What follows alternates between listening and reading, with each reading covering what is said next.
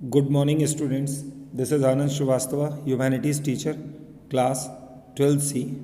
This is our second lecture of chapter 6, Bhakti and Sufi tradition.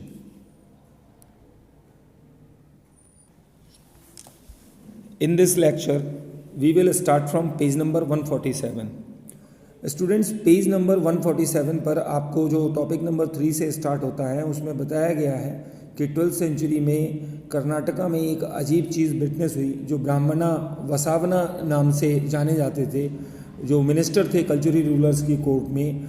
वो अपने आप को फॉलोअर ऑफ वीराश्वास बोलने लगे, जैसे कि हीरोज़ ऑफ शिवा और Lingayat the bearer of linga. ठीक है, Lingayat continue to be an important community in the region to date, और आज तक वो कम्युनिटी वहाँ पर क्या है, कंटिन्यूसली रह रही है। Lingayat believe that on death the devotee will be unified with the Shiva and will not return to this world, therefore they not practice funerary rites such as cremation prescribed in Dharmashastra, instead they ceremonially bury their dead। तो यहाँ आपको एक चीज़ देखने को मिली कि जो Lingayat community वहाँ रहती है वो अपने आप को बेयरर ऑफ लिंगा तो मानती है, साथ ही साथ उनका मानना है कि भगवान शिव के साथ जो इंसान है वो मरने के बाद पूरी तरह से मैशअप हो जाता है, इसलिए ज़रूरी नहीं है कि आपको क्या करना है कि डेड बॉडी को जलाना है।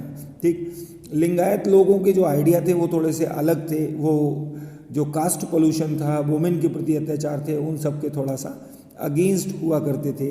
ठीक है, these one the followers among those who were the marginalise with the Brahmanical social order, और लोग ऐसे लोगों को ज़्यादा पसंद करते थे जो कि ब्राह्मणिकल टेक्स्ट से उत्पन्न होने वाली समस्याओं का कुछ नया उपाय बताते थे। पोस्ट पॉवर्टी मैरिज को भी ये ग्रुप क्या करता था, अपोज करता था। इस ग्रुप को पोस्ट पॉवर्टी मैरिज में इंटरेस्ट नहीं था। आप समझ सकते हैं, पोस्ट पॉवर्टी मैरिज का मतलब है कि अल्प आयु में शादी हो जाना, बच्चों की कम एज में शादी कर देना, ऐसा इंडिया में होता रहता था। अब अगर हम टॉपिक 4 देखें तो रिलीजियस फर्मेंट इन नॉर्थ इंडिया, तो अगर आप नॉर्थ इंडिया की बात करें तो यहाँ पर कई सारे राजपूत स्टेट्स आपको देखने को मिलेंगे। ब्राह्मणाज यहाँ पे बहुत इंपॉर्टेंट पोजीशन में है। ठीक है, सेकुलर और रिचुअल फंक्शंस आपको यहाँ पर देखने को मिलेंगे। लेकिन फिर भी हम कह सकते हैं कि पूरा इंडिया एक ऑर्थोडॉक्स ब्राह्मणिकल फ्रेमवर्क में रह रहा है, और इस फ्रेमवर्क के अंदर नाथ हैं, जोगीज हैं, सिद्धास हैं, ये सारे लोग एक्टिविस्ट हैं, काम कर रहे हैं। ठीक है, चलिए अब क्या होगा कि इनमें से कई नए रिलीजियस लीडर्स होंगे जो क्वेश्चन करेंगे अथॉरिटी ऑफ वेदास को।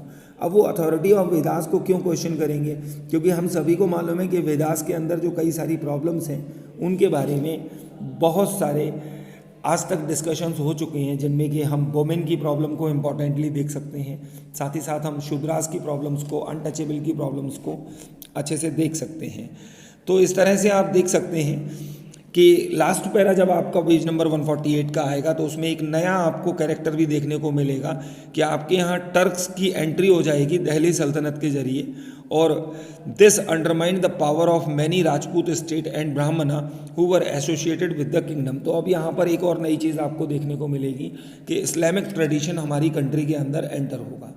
Now when we come on the topic number 5, तो it is about the new trend in the fabric Islamic tradition. तो हम सभी लोगों को मालूम है कि जैसे ही हमारे यहाँ 11th सेंचुरी और 12th सेंचुरी के आसपास क्या होगा, या 13th सेंचुरी में दिल्ली सल्तनत जब एक्टिवेट होगी तो हमारे यहाँ इस्लामिक ट्रेडिशन भी काफ़ी आगे बढ़ना शुरू होगा।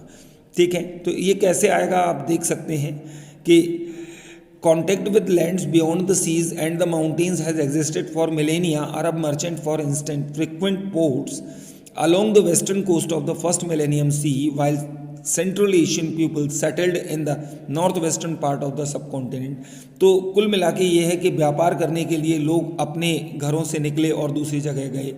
अब यहाँ पर आप देख सकते हैं कैलिफ का डिस्कशन दिया जाएगा फिगर 5.1 में।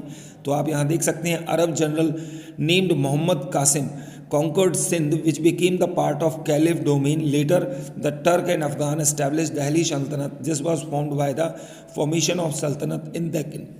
बच्चों, मैं यहाँ पे आपको एक बात और बताना चाहूँगा, क्या कि मोहम्मद बिन कासिम पहला मुस्लिम रूलर था, या पहला मुस्लिम मर्चेंट था जिसने राजा दाहिर को, जो कि सिंध में रूल करते थे, जो अब पाकिस्तान में हैं, उनको हराया था। अगर हम देखें तो Muslim rulers were to be guided by the उलेमा who were expected to ensure that they ruled according to the शरिया। अब यहाँ पर भी प्रॉब्लम है, वो क्या कह रहे हैं, वो ये कह रहे हैं कि जो जितने भी मुस्लिम रूलर आपके यहाँ आएंगे उनको ये बताया जाएगा कि आपको रूल करना है अकॉर्डिंग टू शरिया, जो कि उनका एक कहें ऑर्थोडॉक्सियल बुक है या जिसके अंदर एडमिनिस्ट्रेशन के बारे में लिखा हुआ है। तो सारी प्रॉब्लम कहाँ है, सारी प्रॉब्लम इन्हीं चीज़ों से है कि जो ऑर्थोडॉक्सी है, जो रूल्स हैं, वो इंसान को परेशान कर रहे हैं। अब यहाँ पर आप देख सकते हैं कि जिम्मा का यानी कि जिम्मी और जिम्मा जो वर्ड हैं, यानी कि अब अरेबिक वर्ड आपकी लाइफ में आना शुरू हो जाएंगे। जजिया आ जाएगा, ठीक है, जिम्मा आ जाएगा, इस तरह के वर्ड आपकी लाइफ में एंट्री लेना शुरू कर देंगे। Now we come on the page number 151 on which the popular practice of Islam we will study about that. So on page number 151 the popular study of Islam. तो क्या होगा कि इस्लाम जब नया रिलीजन आपके यहाँ आएगा 13th सेंचुरी में, तो लोग इसके प्रति काफ़ी अट्रैक्ट होंगे, क्योंकि इनकी यानी जो पुराने रिलीजन को वो फॉलो कर रहे हैं उससे कई सारी समस्याएं होंगी, वो इस नए रिलीजन में वो निजात पा सकते हैं। अब all those who adopted Islam accepted in principle of 5 pillars of the faith, that there is one God Allah and Prophet Muhammad in his messenger, shahada, offering prayers 5 times a day, namaz, salat, giving alms, zakat, fasting during the month of Ramzan and performing pilgrimage to Makkah। तो इस तरह से 5 काम आपको करने हैं तो आप इस्लाम को ज्वाइन कर सकते हैं और उसके अंदर आप एक इस्लामिक पीपल बन के या एक मुस्लिम बन के अपनी लाइफ को आगे अच्छे से निकाल सकते हैं। चलिए, अब अगर हम बात करें मॉस्क की, तो एक मॉस्क यहाँ पर दिखाई गई है 13th सेंचुरी की, जो कि केरला के अंदर बनी हुई है। आप देख सकते हैं, note the shikara like roof, और इसका जो रूफ है वो शिकारा की तरह बना हुआ है, ठीक है। चलिए, अब names for the community that is given on topic 5.3 and page number 152। तो कई बार हम लोग देखते हैं कि हिंदू और मुस्लिम granted as level for the religious community, yet the terms did not gain currency for a very long time. Historians who have studied Sanskrit text and inscriptions dating between the 8th to 14th century point out the term Musalman।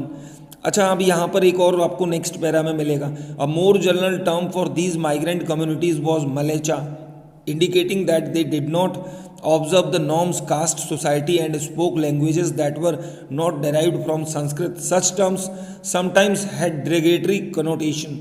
तो अब यहाँ पर आपको एक चीज़ समझ में आ रही है क्या, कि डिफरेंसेस हैं दोनों के रिलीजन में, हिंदूज़ के और मुस्लिम्स के। तो बार बार ये बताया जा रहा है कि जो मुसलमान है या जो मलेचा है वो किस तरीके से आगे जा कर के किस में कन्वर्ट हो रहा है, मुस्लिम्स में कन्वर्ट हो रहा है। बट मैं स्टूडेंट्स आपको पहले ही समझा चुका हूँ कि इसमें हिंदू और मुस्लिम का कोई मैटर नहीं है। हर रिलीजन के अंदर कुछ नहीं कुछ प्रॉब्लम है, उन प्रॉब्लम्स से फाइट करते करते जब ह्यूमन बीइंग कम अप नहीं कर पाता है तो फिर उसको क्या लगता है कि जिस सिस्टम को हम यूज़ कर रहे हैं हम उस सिस्टम को ही चेंज कर दें। ऐसी सिचुएशंस में लोग अपने रिलीजन को भी चेंज कर लेते हैं। अब एक हमारे पास नया जो टॉपिक आएगा, that is the growth of Sufism. तो व्हाट इज़ सूफिज्म? देखिए, हर रिलीजन के अंदर पूजा पाठ या हर रिलीजन के अंदर अच्छी बातें या हर रिलीजन के अंदर आपकी लाइफ को कैसे चलाया जाए, इसकी बातों को करने के लिए बहुत सारे कहेंगे हम प्रीचर्स होते हैं। इनको हम क्या बोलें? तो अगर हम इस्लाम को देखें तो सबसे बड़े प्रीचर तो इस्लाम के अंदर आपको प्रॉफिट मोहम्मद खुद नज़र आएंगे, जो कि इस रिलीजन को आगे बढ़ाएंगे। और इसके बाद आप देख सकते हैं खानखास और सिलसिलास के बारे में आपको पढ़ने को मिलेगा। यहाँ सूफी सेंट वगैरह बैठेंगे। यहाँ पर क्या होगा, गरीब आदमी लोग आएंगे, वो सब लोग बैठेंगे, अपनी प्रॉब्लम्स को डिस्कस करेंगे। आप यहाँ देख सकते हैं ज़ियारत के बारे में बताया गया है। शेख जो होगा वो सिलसिला का हेड होगा, वहाँ पर वो इन सारी प्रॉब्लम्स को सॉल्व आउट करेगा। अब आउटसाइड द खानका के बारे में हम लोग नेक्स्ट लेक्चर में पढ़ेंगे। Students, good bye, have a nice day, stay safe, stay home.